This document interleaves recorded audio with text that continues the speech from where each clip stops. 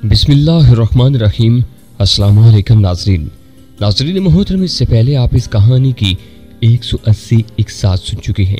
अब किस्त 181 मुलाहिजा फरमाएं। बिल्कुल ठीक है, मैंने सर हिलाया। आप दोबारा सेठ रमज़ान से रब्ता करें और उसे ये सब कुछ बता दें। वो सलमान को मुतल्ला कर देगा। मुझे उम्मीद है कि कराची, लाहौर और इस्लामाबाद में जहाँ कहीं भी मेरे दोस्त मौजूद होंगे उन्हें खबर मिल जाएगी कि मैं वापस आ रहा हूँ। चार्ल्स ने इस बात में सर हिलाया और एक बार फिर मखसूस टेलीफोन पर सेठ रमज़ान से रब्ता कायम किया। इसमें 10-15 मिनट लग गए थे। मैंने चार्ल्स की मदद से उसे तमाम प्रोग्राम समझाया। उसने वादा किया कि वो तमाम जज्वियात के साथ ये पैगाम सलमान को पहुंचा देगा। ये तमाम इंतजामात हो जाने के बाद मैं अपने कमरे में आकर सो गया। मैं उन इंतजामात से मुतमईन था और दिल में खुदा का शुक्र अदा कर रहा था कि मुझे चार्ल्स जैसे शख्स का साथ मुयस्सर आ गया था, वरना मेरे लिए बड़ी दुश्वारियां पैदा हो सकती थी। उस रात मैं उस लिए भी इत्मीनान से सो गया था कि चार्ल्स ने मुझे बताया था कि तुर्किश इंटेलिजेंस के कुछ आदमी खुफिया तौर पर सफ़ीर के मकान की निगरानी पर मामूर कर दिए गए थे और किसी भी गड़बड़ की सूरत में वो फौरी तौर पर पुलिस या फौज की मदद तलब कर सकते थे। रात खैरियत से गुजर गई। सुबह में जल्दी बेदार हो गया, लेकिन चार्ल्स और कैथरीन के उठने और फिर नाश्ता वगैरह करने में काफ़ी देर लग गई। 10:30 बजे चार्ल्स ने बताया कि गाड़ी मुझे कल्चर सेंटर ले जाने के लिए तैयार थी। प्रोग्राम ये तय पाया था कि चार्ल्स मुझे कल्चर सेंटर तक छोड़ने जाएगा और वहाँ ताइफे के सरबराह को सब कुछ साथी तौर पर समझाकर वापस आएगा, जबकि उसे पहले फ़ोन पर भी अहकामात मिल चुके होंगे। वापस आकर वो कैथरीन को साथ लेकर होटल में मुंतकिल हो जाएगा, जहाँ वो उस वक्त तक ठहरेगा जब तक कैथरीन को किसी यूरोपीय मुल्क की तरफ रवाना न करते। उसे खुद उस वक्त तक तुर्की में रहना था जब तक लेडी डियाना बखैर आफियत अपना वो दौरा मुकम्मल करके लंदन वापस न पहुंच जाती। उसके बाद उसे खुद भी लंदन पहुंचकर अपनी हुकूमत को कोई मुफसिल रिपोर्ट पेश करनी थी। सफ़ीर पहले ही उस घर से किसी नामालूम मकाम पर मुंतकिल हो चुका था। चार्ल्स ने मुझे बताया था कि एहतियातन MI5 के एक एजेंट और तुर्किश इंटेलिजेंस के कुछ लोगों को स्योबक के कबीले पर नजर रखने के लिए भी भेज दिया गया था, ताकि जब स्योबक के कत्ल की खबर उन तक पहुंचे तो उनके रद्द-ए-अमल के बारे में वो फौरन ही अहकाम को मुतल्ला कर सके। मैं सिर्फ एक ब्रीफकेस लेकर वहां से रवाना हुआ जिसमें कोई खास चीज़ नहीं थी। कैथरीन मुझे रुखसत करने नीचे ड्राइवे तक आई। उसके चेहरे पर मैंने पहली बार हल्की सी अफसुर्दगी की झलक देखी। उससे पहले मैंने उसके चेहरे पर हर रंग देखा था, लेकिन अफसुर्दगी नहीं देखी थी। गाड़ी के करीब रुकते हुए वो तवील सांस लेकर बोली, अच्छा अफसल टियर, खुदा हाफिज। काश तुमसे कुछ और तरह के हालात में मुलाकात होती। जुदाई शायद फिर भी कुछ इसी तरह के हालात में होती। मैंने मुस्कुराते हुए कहा, ताहम मैं कभी पाकिस्तान जरूर आऊंगी, मैं तुम्हें खुश आमदीद कहूँगा, मैंने कहा, और वो वापस ऊपर जाने के लिए मुड़ गई। मैं और चार्ल्स गाड़ी में बैठ गए। ड्राइविंग सीट पर आम लिबास में ड्राइवर मौजूद था। गाड़ी कोई दूसरी थी, वो शायद मर्सिडीज नहीं थी जिसमें हम ज्यादातर सफर करते रहे थे। चलने के बाद गाड़ी सड़क पर फराटे भर रही थी। उस दौरान बोझल से खामोशी तारी रही। चार्ल्स गोया किसी सोच में डूबा हुआ था। फिर वो अचानक मेरी तरफ मुड़ते हुए बोला, मेरा ख्याल है मेरी बेटी तुम्हें पसंद करने लगी है। मैं कहना चाहता था तुम्हें बहुत देर में ख्याल आया। उसकी बजाय मैंने कहा, ये उसका हुस्न नजर है, वरना मैं इस काबिल नहीं हूँ कि उस जैसी लड़की मुझे पसंद करे। मेरी कोशिश यही थी कि मेरी वजह से किसी की दिल चिकनी ना हो, किसी की इज्जत नफ्स मचरू ना हो। अच्छा हुआ कि चार्ल्स ने उस मौजू पर मजीद कुछ नहीं कहा। मेरी नज़र अकब नुमा आईने पर थी। फिर मैंने जरा गर्दन घुमा कर देखा। हमारे पीछे काफ़ी ट्रैफिक था, लेकिन मैंने चार्ल्स से कहा, एक सफ़ेद गाड़ी हमारा ताक़ुब कर रही है। वो अपने ख्यालात से चौंका और गोया माजूज होते हुए बोला, तुम अपने गर्दोपेश से खूब बाखबर रहने वाले आदमी हो। बहरहाल इस गाड़ी के बारे में तशवीश में मुबतला होने की जरूरत नहीं। वो तुर्किश इंटेलिजेंस के लोग हैं, हमारी हिफाजत के लिए हमारे साथ है। मैं गहरी सांस लेकर रह गया। फिर मैंने उस गाड़ी की तरफ से तवज्जो हटा ली और चार्ल्स के साथ बातों में लग गया। कुछ देर बाद मैंने यूं ही अपनी एहतियात पसंदी से मजबूर होकर एक बार फिर पीछे देखा तो ट्रैफिक पुलिस की एक मोटरसाइकिल तेजी से पीछे आती दिखाई थी। उस सड़क पर ट्रैफिक कम ही था। 2-4 गाड़ियां हमारे पीछे थी, ताहम लगता यही था कि वो ट्रैफिक सार्जेंट हमारे ही पीछे आ रहा था। जब उसके और हमारे दरमियान कोई दूसरी गाड़ी हायल न रही तो उसने हूटर भी बजाया। तब हमारी ड्राइवर की समझ में आया कि वह हमारे पीछे आ रहा था। उसने रफ्तार कुछ कम कर ली, लेकिन वो ना करता तब भी सार्जेंट अपनी भारी भरकम ताकत और मोटरसाइकिल पर हमारे करीब पहुंच ही चुका था। उसने गाड़ी सड़क से उतारने का इशारा किया।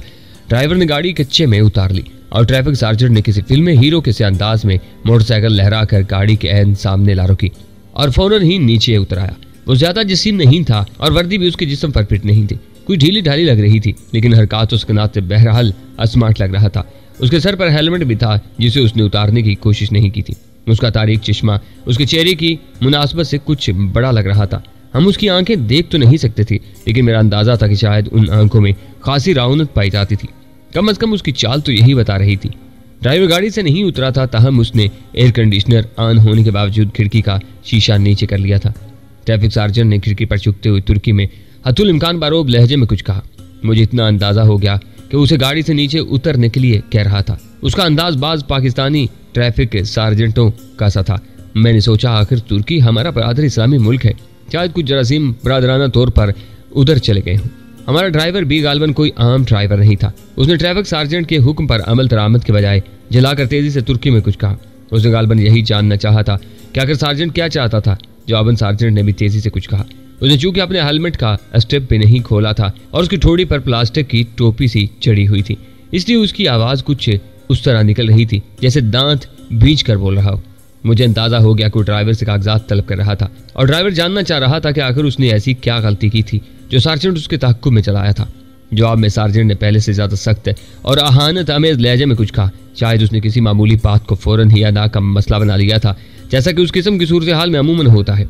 मैंने देखा चार्ल्स के चेहरे पर सुर्खी नमूदार हो चुकी थी, बल्कि यूं कहना चाहिए कि सुर्खी बढ़ चुकी थी, क्योंकि उसकी रंगत वैसे भी सुर्खी थी। वो दरवाजा खोलकर उतर गया और बरहमी से बोला, क्या बात है, तुम क्यों हमारे ड्राइवर को परेशान कर रहे हो? हालांकि वो तुर्की समझता था और रवानी से बोल भी सकता था, लेकिन शायद जानबूझकर अंग्रेजी में बात कर रहा था और अपने आप को मामले से लाइल्म जाहिर कर रहा था।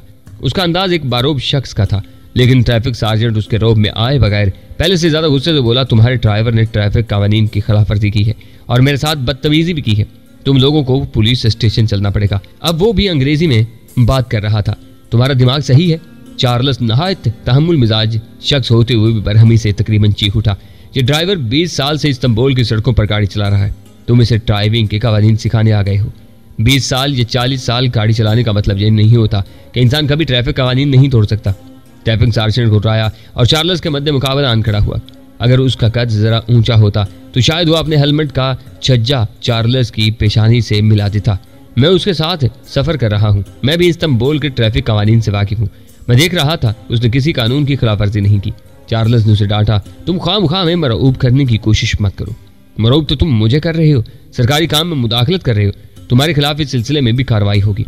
तुम्हें अब तो जरूर पुलिस स्टेशन चलना पड़ेगा। पुलिस सार्जेंट कति गैर मुतजलजल लहजे में बोला, तुम तो वाकई कोई पागल मालूम होते हो। लगता है इस नौकरी से तुम्हारा दिल भर गया है और अब उसे लात मारकर तुम जेल जाना चाहते हो। चार्ल्स के लहजे में हल्की सी खूनख्वारी आ गई थी। मैंने पूरी दुनिया देखी है, हर मुल्क में सफर किया, लेकिन तुम जैसा खरदिमाग पुलिस वाला आज तक नहीं देखा। मैं तुम्हें खबरदार कर रहा हूं कि मैं एक बहुत ही अहम बरतानवी डिप्लोमेट हूं और नहायत अहम मिशन पर यहां आया हूं। मेरे एक इशारे पर तुम न सिर्फ नौकरी से बर्खास्त हो सकते हो, बल्कि जेल भी जा सकते हो। इस वक्त मैं एक बहुत जरूरी काम से जा रहा हूं और मजीद ताखीर का मुतहम्मिल नहीं हो सकता। सार्जेंट ने इस्तिज़ाही अंदाज में एक खुरदरा सा कहका लगाया, मैं भी कोई आम पुलिस वाला नहीं हूँ, मेरे ओहदे पर न जाना। मैंने बड़े बड़े वजीरों सफीरों को अदालत में घसीटा है। यह भी इत्तेफाक है कि मैं जिस पर भी हाथ डालता हूँ वो कोई ऊंची ही चीज निकलता है। चार्ल्स ने गालबन इंटेलिजेंस वालों की तलाश में पीछे नजरें उड़ाई। उनकी गाड़ी का कहीं दूर दूर तक नामो निशान नहीं था। अलबत्ता दूसरी इक्का दुक्का गाड़ियां हमारे करीब से गुजर रही थी। बाज कार नशी हमारी तरफ देखते हुए गुजर रहे थे, लेकिन कोई रुका नहीं था, जैसा अमूमन पाकिस्तान में होता है।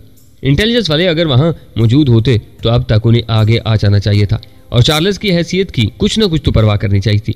लेकिन मैं पहले ही देख चुका था कि वो हमारे अक्कब में मौजूद नहीं थे। उनकी गाड़ी इस दौरान रास्ते में कहीं गायब हो गई थी। जब मेरी तवज्जो उनकी तरफ से हट गई थी, उनकी गाड़ी गायब देखकर चार्ल्स को कदरे हैरत जरूर हुई, लेकिन उसकी खुद एतमादी और रौब में कोई फर्क न आया।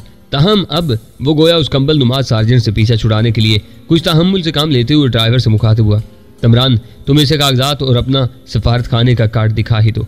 हमसे गलती हुई कि हमें एहतियातन इस वक्त सफारत खाने की नंबर प्लेट वाली गाड़ी नहीं लेकर निकले। सार्जेंट नफी में सर हिलाते हुए बोला, अब कागजात दिखाने से कुछ नहीं होगा, अब तो तुम्हें पुलिस स्टेशन चलना ही पड़ेगा। तुमने बदतमीजी की है, सरकारी काम में मुदाखलत की है और मुझे अपनी हैसियत से मरूब करने की कोशिश की है। तुम्हारे खिलाफ कार्रवाई जरूर होगी। चार्ल्स गालबन बड़ी मुश्किल से उस वक्त अपनी नर्म मिजाजी और तहम्मुल को आवाज दी थी, लेकिन सार्जेंट की बात सुनकर उसका तहम्मुल एक बार फिर जवाब दे गया। मैंने पहली बार उसके मुंह से अंग्रेजी की एक हल्की फुल्की सी गाली सुनी। फिर वो गुस्से से बोला, तुम जैसे अफीसर को तो उसी सड़क पर खड़े खड़े शूट कर देना चाहिए। ये कहते हुए उसने जेब की तरफ हाथ बढ़ाया, लेकिन सार्जेंट की फुर्ती काबिले ताद थी। उसने वेस्टर्न फिल्मों के किसी फाइटर किसी तेजी से अपने होल्स्टर से रिवॉल्वर निकाल लिया और तंजिया लहजे में बोला, बहुत खूब, बहुत खूब। अब तुम एक अफीसर पर कातलाना हमला भी करने लगे थे। तुम अपने जराइम की फहरिस्त को लंबा किए जा रहे हो।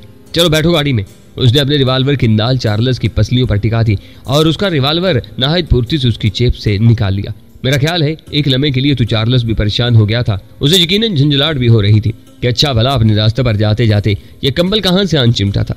अब तो वो उस झंझलाहट का इजहार भी नहीं कर पा रहा था। मैं नहायत इत्मीनान से बैठा ये सारा तमाशा देख रहा था। मेरे पास उस वक्त कोई हथियार वगैरह नहीं था, क्योंकि मुझे कुछ देर बाद जहाज पर सवार होना था। कोई गन वगैरह लेकर चलने का कोई फायदा नहीं था। एयरपोर्ट पर चेकिंग के दौरान वो मेरे लिए परेशानी का बायस बन सकती थी। सार्जेंट ने रिवाल्वर की नोक से चार्ल्स को गाड़ी की तरफ धकेला।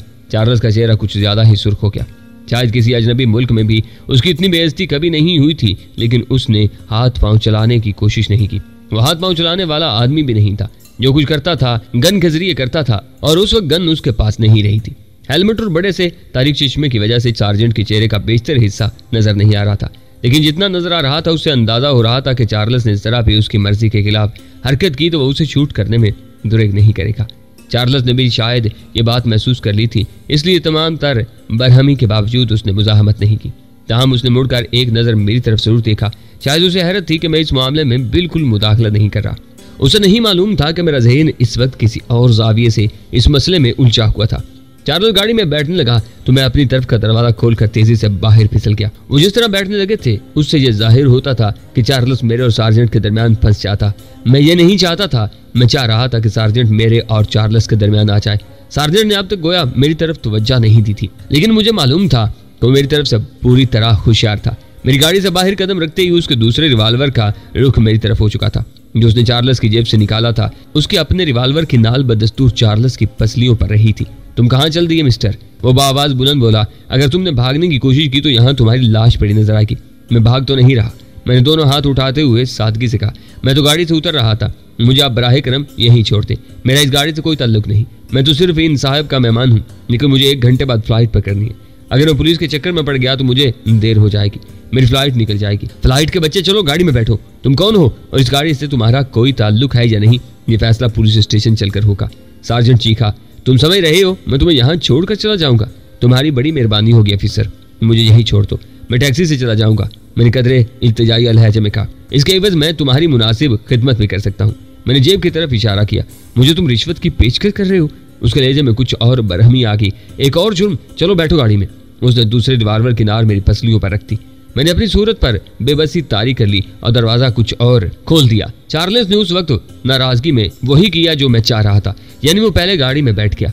उसके साथ ही गैर इरादी तौर पर सार्जेंट भी बैठ गया। उसे गालबन इत्मीनान हो गया था कि मैं भागने की कोशिश नहीं करूंगा, क्योंकि उसने हाथ ऊंचा करके रिवाल्वर की नाल बदस्तूर मेरी पसलियों पर टिकाई हुई थी। मैं शिकस्त खोरदा से अंदाज में उसके साथ बैठ गया। मेरा मकसद पूरा हो गया था, वह हम दोनों के दरमियान आ गया था। शायद उसने भी उस तरह बैठने को बेहतर समझा हो, क्योंकि उस तरह वो बैक वक्त हम दोनों की पसलियों पर रिवाल्वर रख सकता था। ड्राइवर सीधे ही चलो, उसने ड्राइवर को हुक्म दिया। ड्राइवर ने मुड़कर चार्ल्स की तरफ इजाजत तलब नजरों से देखा। वो गया अब भी सिर्फ चार्ल्स ही के हुक्म की तामील करना चाहता था। सार्जेंट ने उसे डांटा। इसकी तरफ क्या देख रहे हो, गाड़ी चलाओ। ड्राइवर ने गर्दन घुमाकर शोलाबार नजरों से उसकी तरफ देखा, लेकिन चार्ल्स अब तहम्मुल से बोला। ड्राइवर, ये नुत्फा ना तहकीक जिस तरह कह रहा है उसी तरह करो। अब हमें इसका बंदोबस्त करके ही अपने काम के लिए जाना होगा। इस बदवक्त को नौकरी से बर्खास्त होने और जेल जाने की इतनी ही जल्दी है तो हम क्या कर सकते हैं। ड्राइवर ने गाड़ी आगे बढ़ा दी। सार्जेंट ने चार्ल्स के अल्फाज पर किसी रद्दअमल का इजहार नहीं किया, शायद इसलिए कि उसका मकसद पूरा हो गया था। वह हमें लेकर वहां से रवाना होना चाहता था। ड्राइवर उसकी मोटरसाइकिल को बचाते हुए गाड़ी सड़क पर लाया। सार्जेंट ने अपनी मोटरसाइकिल को सही तौर खड़ी करने की भी जहमत नहीं की थी। सार्जेंट की रहनुमाई में गाड़ी चंद मिनट में ही एक वीरान सड़क पर आ पहुंची। तब चार्ल्स ने पेशानी पर बल डालते हुए पूछा, ये तुम हमें कौन से पुलिस स्टेशन ले जा रहे हो? मैं तुम लोगों को हाईवे पुलिस के हेडक्वार्टर ले जा रहा हूँ, उसने जवाब दिया। इस वक्त उसकी तवज्जो एक लम्हे के लिए मेरी तरफ से हट गई थी। शायद वो मेरी तरफ से कुछ मुतमईन हो गया था। मुझे वो मौका अपने लिए मुनासिब नजर आया। मेरे ख्याल में उसका ड्रामा खासा लंबा हो चुका था, अब उसे किसी फैसला कुन मोड़ पर लाने की कोशिश कर लेनी ही चाहिए थी। मैंने बैक वक्त उसकी दोनों कलाइयों पर हाथ डाला। मैंने खूब देखभाल कर नपे तुले अंदाज में हाथ डाला था। मेरी गिरफ्त वैसी ही रही थी जैसी मैं चाहता था। मैंने यकदम उसके दोनों हाथों में दबे हुए रिवाल्वर का रुख ऊपर की तरफ कर दिया। मैंने उसके बारे में 2 अंदाजे लगाए थे और दोनों ही दुरुस्त निकले। मेरा एक अंदाजा तो ये था कि वो ज्यादा ताकतवर आदमी नहीं था, दूसरे वो असला के इस्तेमाल में जरा भी दुरे करने वाला नहीं था। चुनाचे हुआ ये कि उसकी कलाइयां मेरी गिरफ्त में आई तो मेरी मर्जी के खिलाफ बाल बराबर भी नहीं हिल सकी, लेकिन उसने फायर करने में 1 सानिये की भी ताखीर नहीं की। मैं चूंकि उसकी कलाइयां पकड़ते ही ऊपर कर चुका था, इसे दोनों रिवाल्वरों से निकलने वाली गोलियां गाड़ी की छत में पवस्त हो गई। ड्राइवर बैक वक्त 2 फायरों की आवाज सुनकर कुछ बुखला गया था। स्टीयरिंग व्हील पर उसका हाथ एक लम्हे के लिए बहक गया और गाड़ी लहरा कर कच्चे में उतर गई।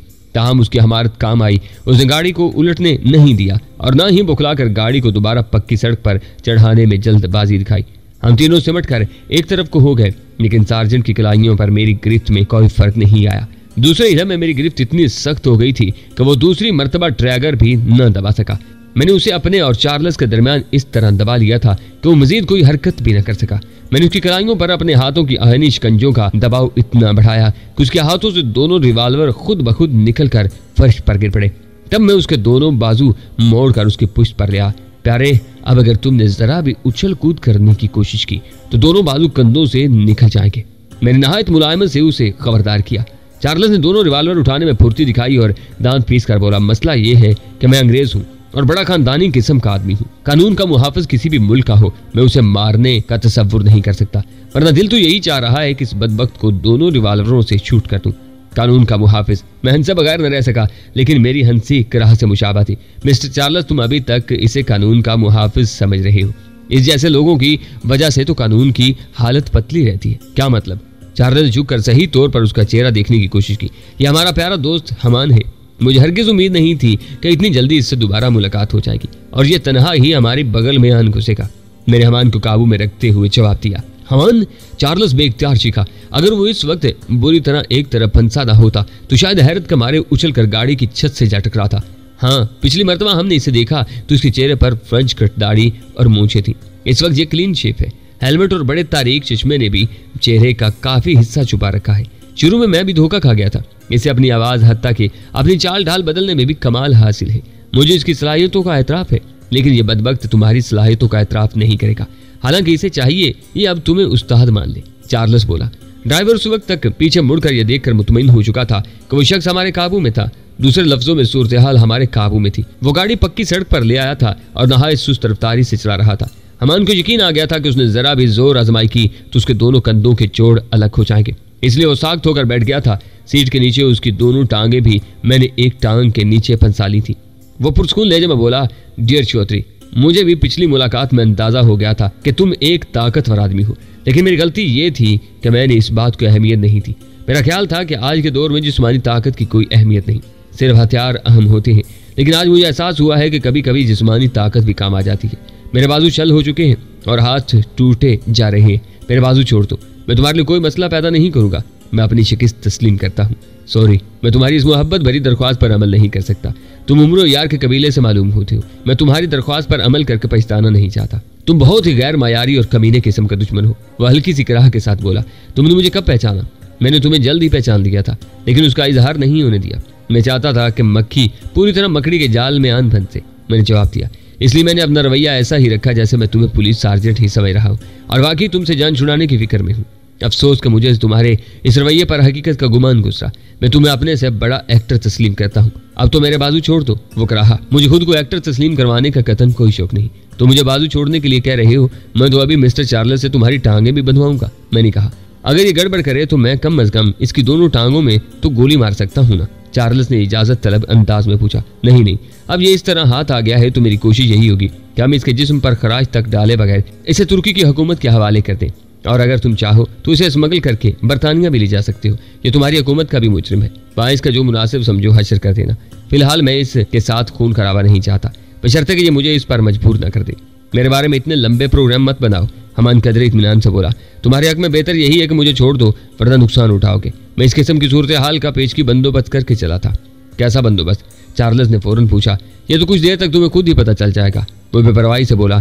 इसका इत्मीनान मुझे खटक रहा था। जिस तरह शुरू ही में उसकी वर्दी मेरी नजर में खटकी थी, मुझे फौरन ही एहसास हुआ था कि उस शख्स की अपनी वर्दी नहीं थी, और उसी एहसास ने मुझे उसकी तरफ बहुत गौर से देखने पर मजबूर किया था।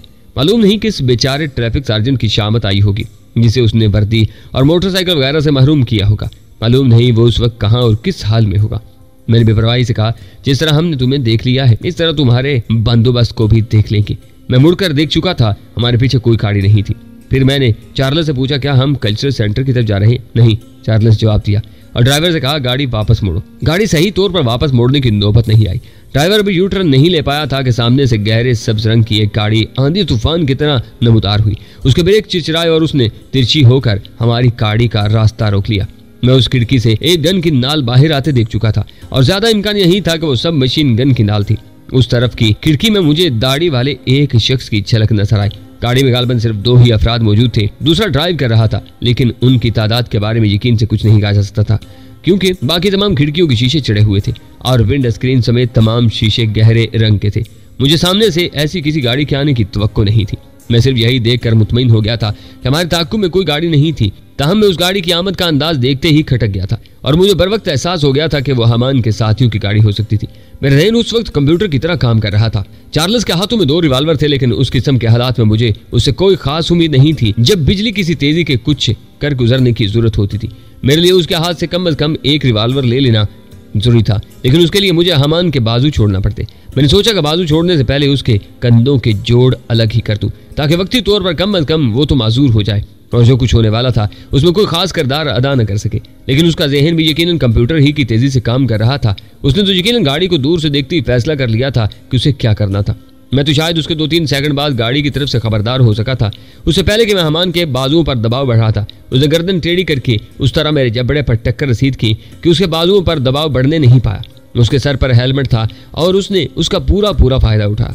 टक्कर गो के जोरदार नहीं थी, लेकिन उससे इतना जरूर हुआ कि उसका एक बाजू मेरी गिरफ्त से निकल गया। साथ ही उसने मुझे हेलमेट से दूसरी टक्कर रसीद की। इसी दौरान उस गाड़ी से सब मशीन गन का ब्रस्ट पड़ा। मुझे उसका पहले ही खतरा था। मैं दोनों सीटों के दरमियान जगह में घुस गया। मैंने हमान को छोड़ दिया था। मुझे अंदाजा हुआ कि सब मशीन गन से ब्रस्ट सिर्फ गाड़ी के टायर नाकारक करने के लिए मारा गया था। उनका अपना साथी गाड़ी में मौजूद था। वो अंधाधुंध फायरिंग करने का खतरा मोल नहीं ले सकते थे। मैंने देखा हमान चार्ल्स को धकेलता हुआ हैरत अंगेज फुर्ती से दरवाजा खोलकर बाहर निकल गया। दोनों ही लुढ़कते हुए बाहर जा गिरे। मैंने भी तेजी से गाड़ी से निकलकर उन दोनों के ऊपर जाना चाहा, लेकिन मेरे कद काट के लिहाज से जगह तंग थी। मैं दोनों सीटों के दरमियान से निकलकर दूसरी तरफ के दरवाजे से खातर ख्वाह फुर्ती से बाहर न पहुंच सका। मुझे एक लम्हे की ताखीर हो गई थी, लेकिन यह भी हकीकत में कुदरत ने मेरी मदद की थी। वो एक लम्हे की ताखीर मेरे लिए खुशकिस्मती का बाहिस रही, क्योंकि उस दौरान चार्ल्स ने बदहवास होकर हमान पर तवातर से कई फायर कर डाले थे। हमान को तो कोई गोली न लगी क्योंकि मैंने उसे उठकर भागते देखा था, लेकिन अगर मैं उस दौरान उन दोनों पर जा गिरता तो एक आध गोली मुझे जरूर लग जाती। इसी दौरान सब मशीन गन से एक और ब्रस्ट मारा गया, लेकिन मुझे गोलियों की किसी चीज से टकराने या किसी किस्म की टूट फूट की आवाज सुनाई नहीं दी, जिससे मुझे अंदाजा हुआ कि ये महज हमें खौफजदा करने के लिए हवाई फायरिंग की गई थी। मैं उस वक्त तक बहरहाल गाड़ी से निकल चुका था, लेकिन गाड़ी के बिल्कुल साथ लगकर सीने के बल लेट चुका था। हम तीनों गाड़ी की एक तरफ के दरवाजे से निकले थे। हमान की मदद के लिए आने वाली गाड़ी दूसरी तरफ थी। मैं उसे देख नहीं सकता था, लेकिन मुझे अंदाजा हो गया था कि हमान दौड़कर उस तक पहुंच चुका था। हालांकि चार्ल्स ने उस पर 1-2 फायर मजीद किए थे। उस बदहवासी में भी चार्ल्स ने कम अज कम ये अक्लमंदी की थी कि उठकर खड़ा नहीं हुआ, वरना शायद उसकी खोपड़ी उड़ चुकी होती। गाड़ी पर तीसरा बर्स्ट पड़ा और शीशे की किरचियां उड़ने की आवाज सुनाई दी। मैं दिल ही दिल में ड्राइवर पर फातिहा पढ़ने लगा, लेकिन मैंने देखा उसी लम्हे वो भी हमारी तरफ के अगले दरवाजे से बाहर लुढ़क आया था और सही सलामत नजर आ रहा था। उस ब्रस्ट से वो यकीनन बाल बचा था। उसी असना में शहर की तरफ से सफेद रंग की एक गाड़ी कुछ उसी अंदाज में नमूदार हुई जिस तरह दूसरी तरफ से गहरे रंग की गाड़ी आई थी। शायद ये वही गाड़ी थी जिसके बारे में चार्ल्स ने मुझे बताया था कि उसमें तुर्किश इंटेलिजेंस के लोग थे। वकौल उसके वह हमारी हिफाजत पर मामूर थे। जितने उम्दा तरीके से उन्होंने हमारी हिफाजत की थी, उस पर उन्हें कोई तमका वगैरह मिलना चाहिए था। मालूम नहीं इतनी देर वो रास्ते में कहाँ अटके रहे थे और अब किस तरह हमारा सुराग पाकर आ रहे थे। मैंने चार्ल्स से दोनों रिवाल्वर छीने। वो उस दौरान लुढ़क कर मेरे करीब आ चुका था। मैंने घुटनों के बल खड़े होकर गाड़ी की आड़ से जरा सा सर निकालकर पोजीशन लेते हुए गहरे रंग की गाड़ी को देखना चाहा तो पता चला कि वो वापस जाने के लिए यू टर्न पे ले चुकी थी।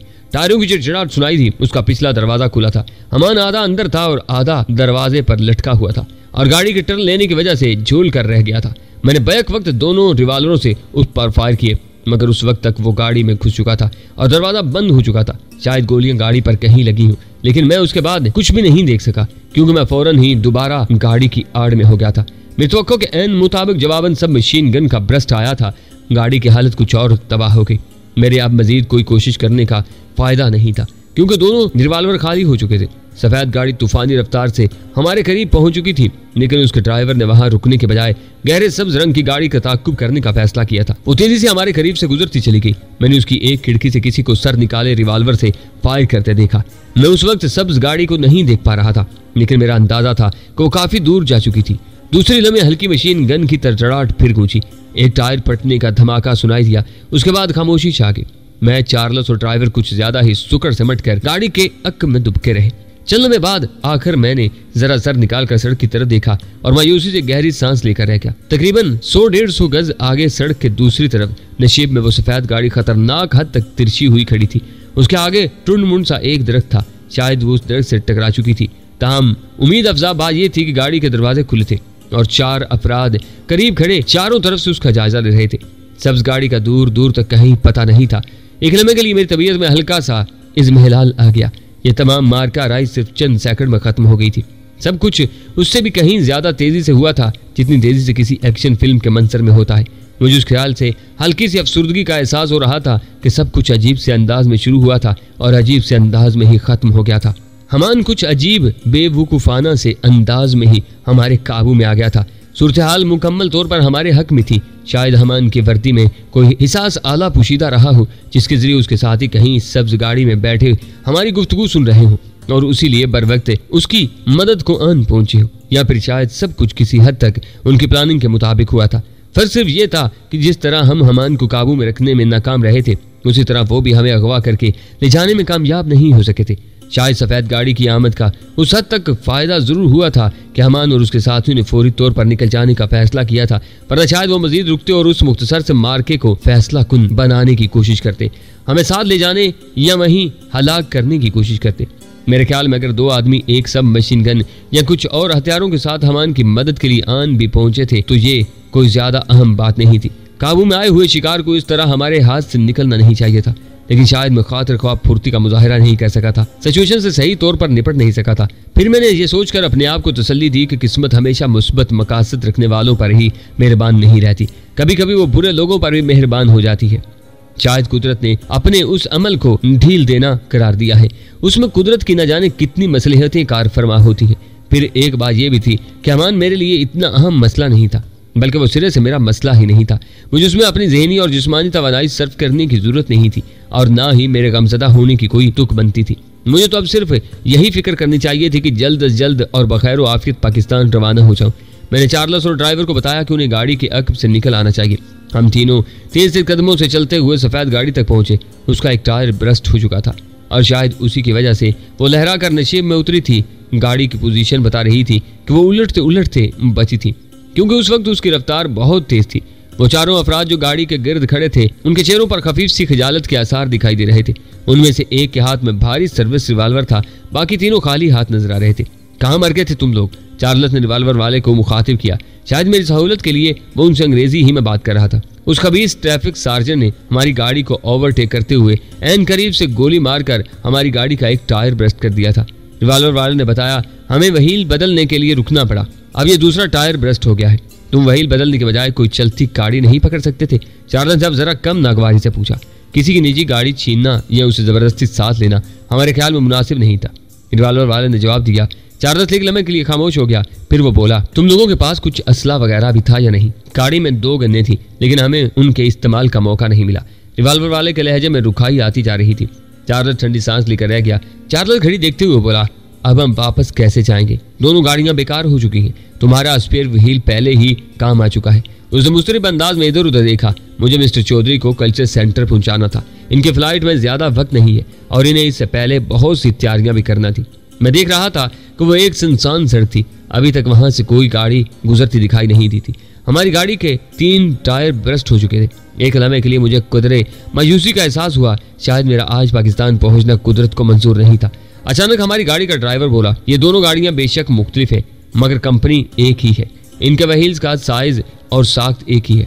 हमारी गाड़ी का जो एक व्हील सलामत रह गया है, मैं उसे निकाल लाता हूँ। तब तक तुम लोग ये टायर व्हील उतारो। ये गाड़ी सही हालत में है, हम अपनी गाड़ी का व्हील इसमें लगाकर इसे ले जाते हैं। बिल्कुल ठीक है, जल्दी करो, चार्ल्स बोला। ड्राइवर दौड़ता हुआ वापस अपनी गाड़ी तक गया और बड़ी फुर्ती से व्हील निकालकर तेजी से सड़क पर लुढ़काता हुआ ले आया।